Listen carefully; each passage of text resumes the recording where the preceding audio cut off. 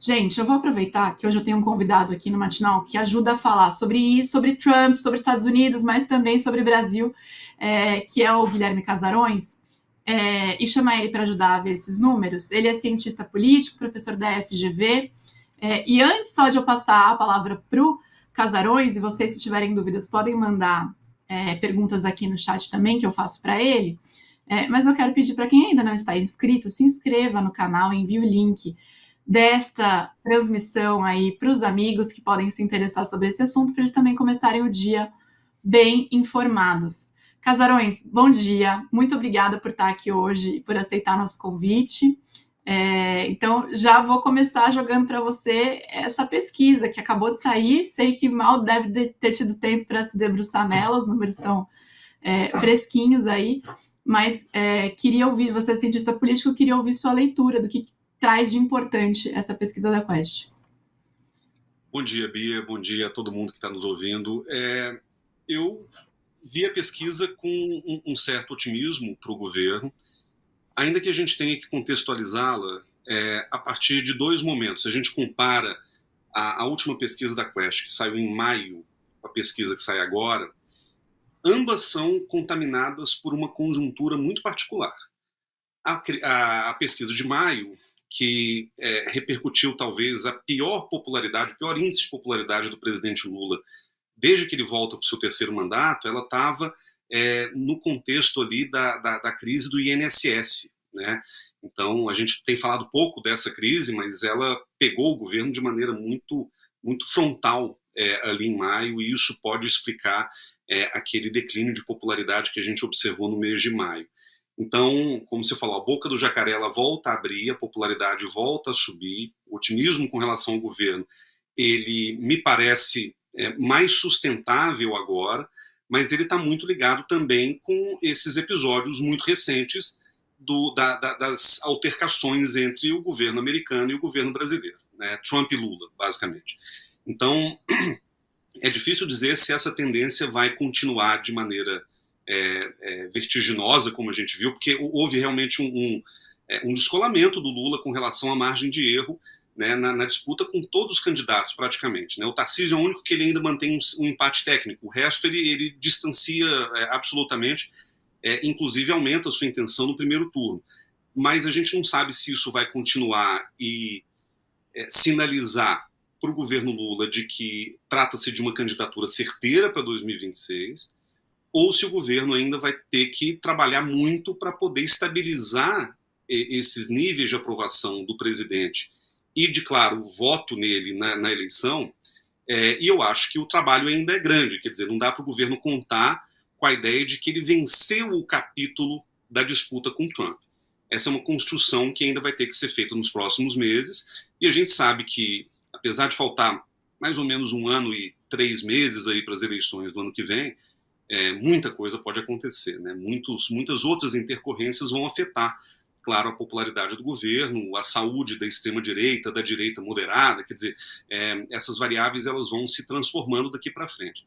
Mas eu acho que, assim, nesse momento, o grande indicativo da pesquisa Quest, e da pesquisa Atlas também, que saiu 2 dias atrás, é muito parecido, que nessa disputa com Trump, o Lula saiu em vantagem, né? Muitos têm, inclusive, feito até uma brincadeira nas redes, dizendo, olha, o Trump está ajudando a reeleger o Lula, de alguma maneira, e a gente já viu coisas parecidas acontecerem no Canadá, na Austrália, na Alemanha, quer dizer, a associação ao Trump ela passa a ser tóxica de alguma maneira, mas eu acho que nesse caso em particular é necessário não só capitalizar em cima desse repique momentâneo da popularidade, mas é fundamental também que o governo trabalhe uma narrativa consistente para mostrar que está entregando alguma coisa, seja no campo da política externa, do comércio, da defesa da soberania.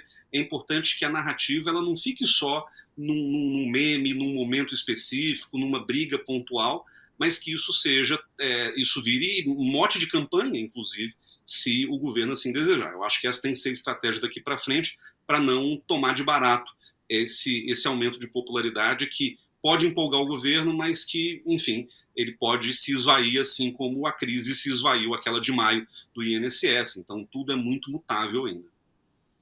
Perfeito, Casarões. E algo que me chama atenção, e acho que tem a ver com isso que você estava falando, é que ontem, na divulgação da Quest sobre a aprovação do governo, o governo, na verdade, ele melhorou a aprovação entre segmentos que não são os historicamente ligados ao Lula.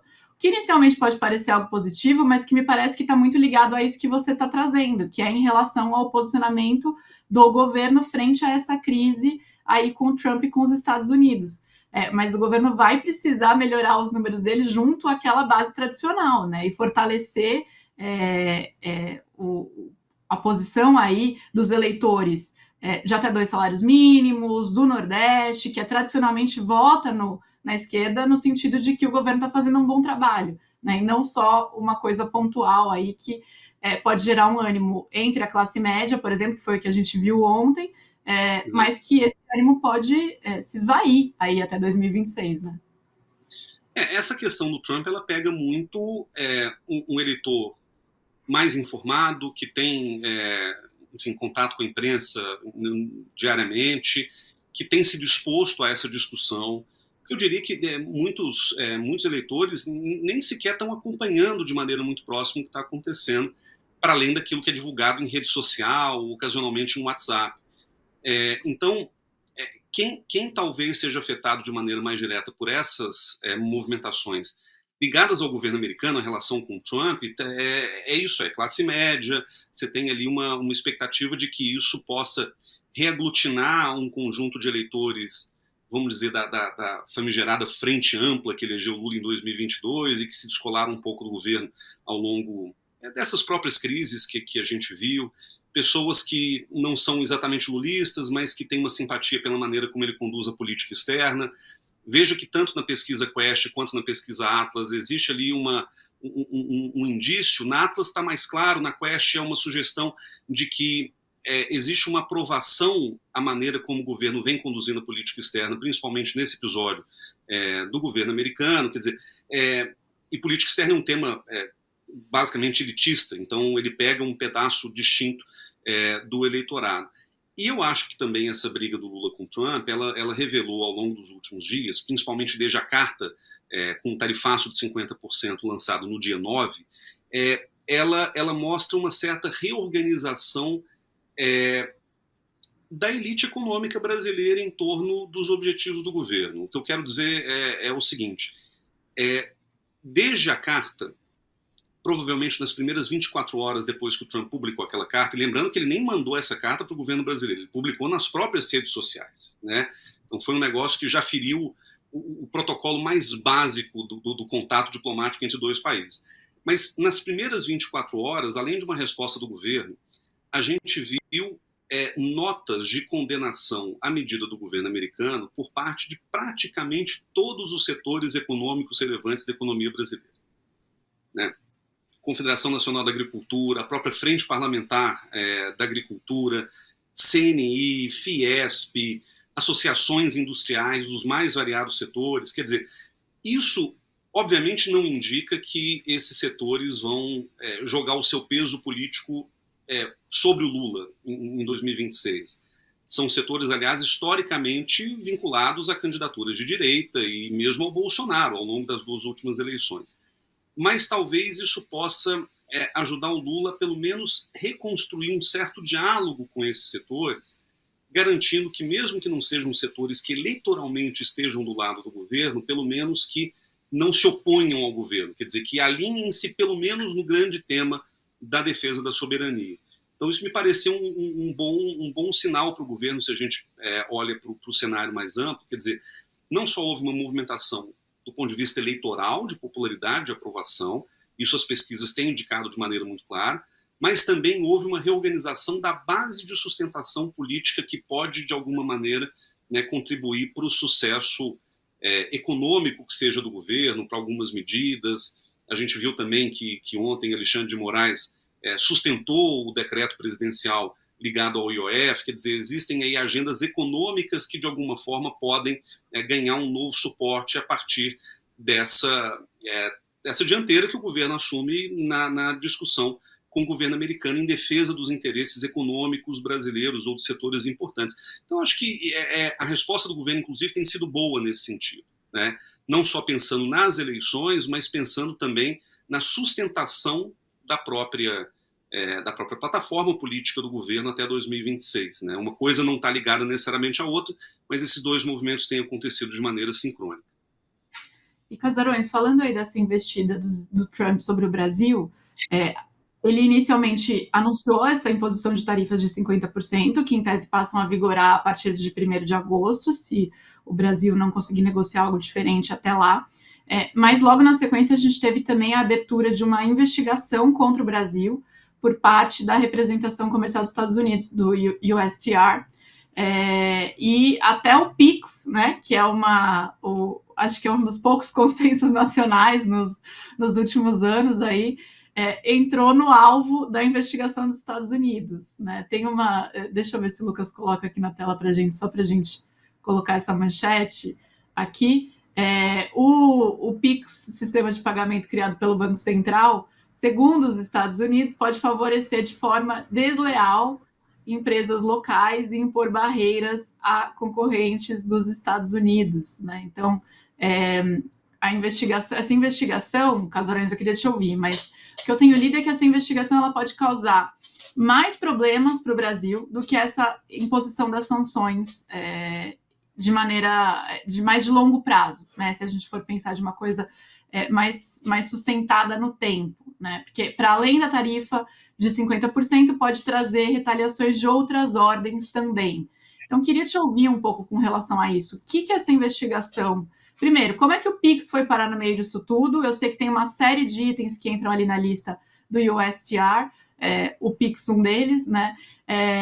Não o único, mas como é que isso tudo pode gerar impacto para o Brasil? Eu perdi um pouco a consideração aqui, porque você está vendo lá no fundo a Yolanda, que é a minha cachorra, ela fica aqui de assistente no matinal comigo, e ela se mexeu aqui, acordou, né, quando a gente começou a falar desses assuntos, mas já sossegou de novo. Então, vamos lá. Como que isso tudo... O que isso causa para o Brasil, essa investigação? Bia, vamos tentar entender qual que é a racionalidade por trás dessas medidas do governo americano. Né? É difícil imputar uma grande racionalidade sobre o Trump, mas vamos tentar organizar aqui o pensamento. Primeiro, a motivação do Trump nos ataques ao Brasil é fundamentalmente política. A gente pode dividir essas motivações em dois campos distintos. Né? Você tem um campo que é político-ideológico, que é anistia para o Bolsonaro, estão perseguindo meu aliado, Alexandre de Moraes está violando a liberdade de expressão de empresas americanas. Então existe aí uma agenda que é fundamentalmente ideológica, que tem a ver com o movimento MAGA, tem a ver com o interesse das Big Techs, que hoje está um pouco mais difuso, mas basicamente é essa a apreciação. E existe uma dimensão que é geopolítica. Né? De alguma maneira, o Trump ele quer pressionar o Brasil por nos entender como o elo mais fraco dos membros originais dos BRICS. Então, o Trump elegeu os BRICS como grande inimigo desse segundo mandato, já vem ameaçando tarifas contra os BRICS desde que foi eleito, em novembro do ano passado, tarifa de 100% contra os BRICS, caso o bloco seguisse discutindo desdolarização. Logo antes das ameaças ao Brasil, o Trump fez uma postagem na rede social dizendo que teria tarifas de 10% adicionais a qualquer país que aderisse à agenda, abre aspas, anti-americana dos BRICS. Então, pode ser que haja também uma pressão sobre o Brasil no intuito de enfraquecer o bloco, no intuito de enfraquecer os vínculos do Brasil com a China, lembrando que os Estados Unidos agora enxergam as Américas e a América Latina, obviamente, como parte da sua esfera de influência. Né? Voltamos ao século XIX, de alguma forma, nesse novo mandato do Trump. Então, a racionalidade aqui é pressionar o Brasil por todos os campos. Né? Uma agenda ideológica para eleger um aliado, uma agenda geopolítica para aumentar o custo da presença brasileira nos BRICS, vamos colocar assim. E, nesse sentido, o governo americano precisava achar uma saída econômica, precisava ter uma justificativa. Né? A carta do dia 9, postada pelo Trump, é uma carta muito ruim, no sentido técnico, porque ela expõe as motivações políticas. Bolsonaro está sendo perseguido, Alexandre de Moraes está violando direitos de expressão, mas ela falha justamente onde deveria justificar os 50%. Porque ela fala de déficits comerciais do governo americano com relação ao Brasil, que simplesmente não existem. Os Estados Unidos são superavitários no comércio com o Brasil nos últimos 15 anos, na casa dos 400 bilhões de dólares. Ou seja, se o Trump ele não tinha uma motivação genuinamente comercial para impor essas retaliações, essas tarifas, e o governo Lula pegou exatamente nesse ponto, no próprio dia da carta, e disse, não, peraí, vocês estão aplicando tarifas ao Brasil que nenhum outro país sofreu, países com quem os Estados Unidos de fato são deficitários. Então tem um problema no argumento, né? E aí eu acho que o governo Trump, para poder legitimar o argumento econômico, inicia as investigações com base na seção 301 da Lei de Comércio Americana, que é lá da década de 70, de 74. O grande episódio para a gente comparar é o episódio da famigerada Lei da Informática nos anos 80. Em 1985, o governo Reagan abriu uma investigação contra o Brasil e contra outros países também, Japão e Coreia do Sul, mas contra o Brasil, e foi uma investigação que pegou o governo Sarney ainda no contrapé, porque ela foi anunciada num sábado, no 7 de setembro de 85. E a escolha da data da independência do Brasil foi vista como uma ofensa adicional ao governo brasileiro, porque a gente não esperava levar aquela investigação naquele momento. Depois de 2 anos de investigações e de negociações com o governo brasileiro, em novembro de 87, o governo Reagan passa a aplicar sanções no montante de 100 milhões de dólares, que era mais ou menos o equivalente às perdas estimadas das empresas americanas pelo fechamento do mercado da informática do Brasil. Essa era a justificativa original. Então eles vão tarifar o Brasil no equivalente a 100 milhões de dólares, afetando todos os setores, suco de laranja, calçado, aço, enfim, uma série de setores, autopeças, setores exportadores no geral. Isso ficou um trauma, virou uma marca na nossa história com os Estados Unidos, que talvez indique o pior momento que a gente teve na relação com os Estados Unidos, né, até aquele momento, né, uma sanção econômica de fato que afeta vários setores econômicos do Brasil.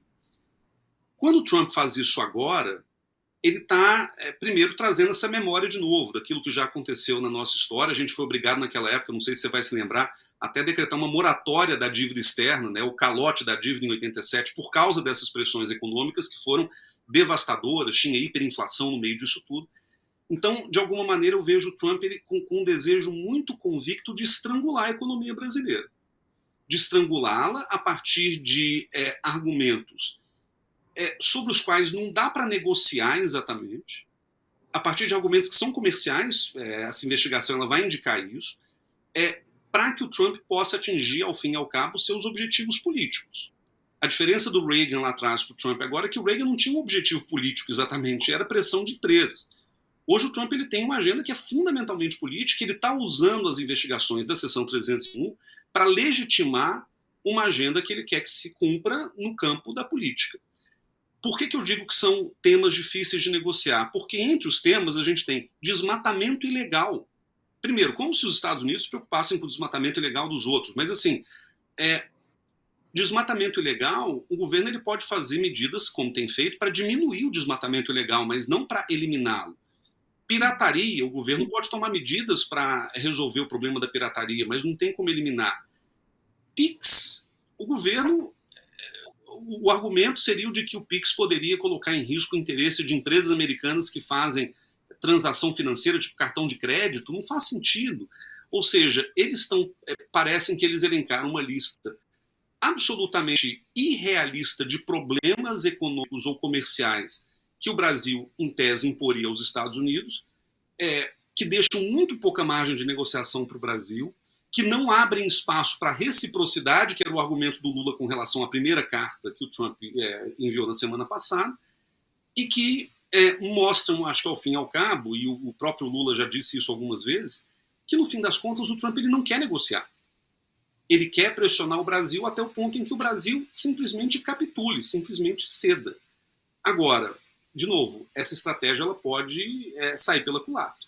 Se o governo Lula mostrar que o o Trump está fazendo é um abuso, é uma agressão, é um exagero absoluto com um objetivo político para ajudar o seu aliado, que faz parte da realidade política brasileira, Isso pode enfraquecer o bolsonarismo ainda mais, como já tem enfraquecido, dividido, fragmentado, e isso pode fortalecer o argumento do governo Lula.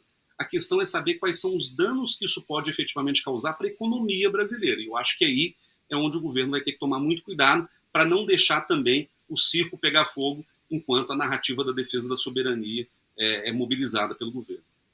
Que é justamente a minha pergunta. Você falou que o Trump quer estrangular a economia do Brasil. Ele consegue?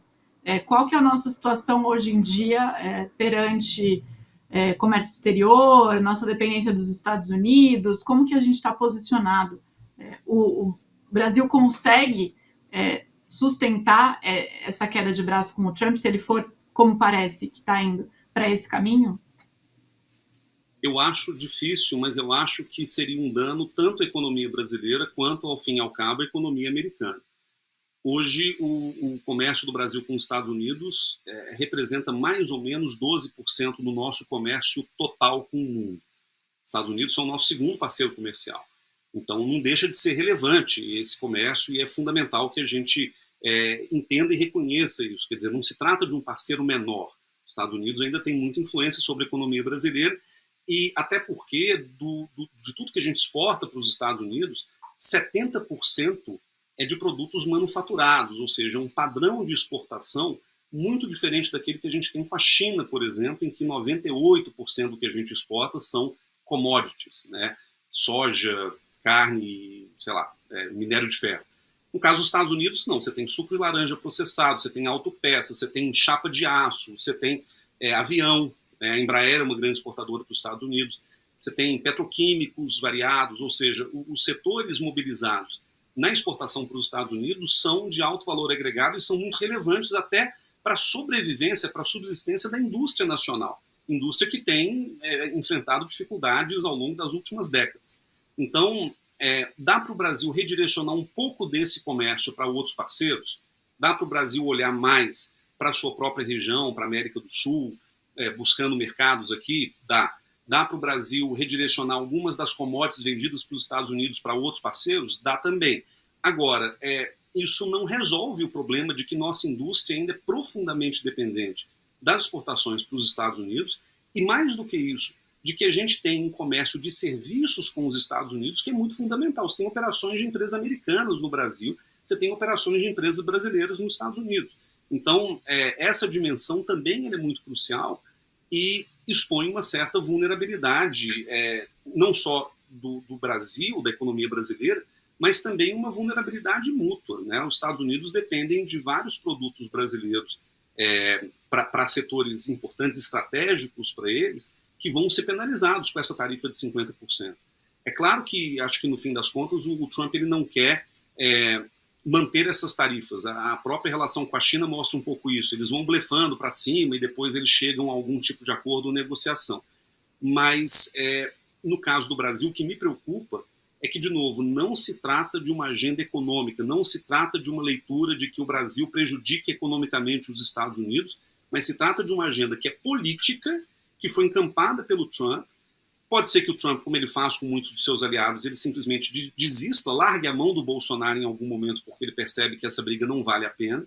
Mas, uma vez ele indo por esse caminho, me parece que ele está muito decidido a causar o máximo de dano possível às instituições políticas brasileiras para poder defender a sua causa ideológica e geopolítica ao mesmo tempo. Temos uma missão difícil, né, Casarões? Que eu prometo aqui que a gente dá a notícia do dia sem estragar o dia, mas esse cenário que a gente tem é um cenário de que o Brasil ainda vai estar nesse alvo por um bom tempo e isso pode sim gerar impactos concretos, econômicos, inclusive, né? Mas o Brasil tem caminhado bem, e eu acho que a resposta do governo brasileiro tem sido positiva, e acho que aí tem um papel importante também das negociações de bastidores que o governo tem feito via Itamaraty, MDIC, Ministério da Fazenda, ver Alckmin, Haddad e Mauro Vieira trabalhando juntos para poder resolver uma agenda bilateral. Acho que isso é muito importante nesse momento, e essa negociação de mais baixo perfil ela vai ser fundamental para a gente, pelo menos, minimizar os impactos dessas medidas do governo americano sobre a economia brasileira, na expectativa de que os danos sejam de fato mínimos, porque ninguém quer ver a nossa economia comprometida por uma chantagem, né, no limite, feita pelo governo americano.